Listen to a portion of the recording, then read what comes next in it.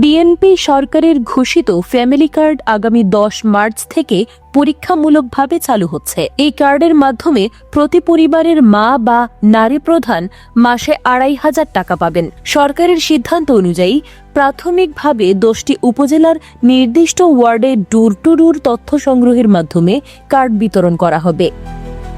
সমাজ কল্যাণ মন্ত্রী এজেডএম জাহিদ হোসেন জানিয়েছেন, প্রতিটি কার্ডে সর্বোচ্চ 5 জন সদস্যের সুবিধা অন্তর্ভুক্ত হবে। পরিবারের সদস্য বেশি হলে প্রতি 5 জনের জন্য আলাদা কার্ড দেওয়া হবে। সুবিধা সরাসরি ব্যাংক বা মোবাইল ফিনান্সিয়াল সার্ভিসের মাধ্যমে বিতরণ করা হবে। এতে নারীর অর্থনৈতিক ক্ষমতায়ন বাড়ানো হবে এবং পরিবারের অন্যান্য সদস্যরাও সুবিধা পাবেন।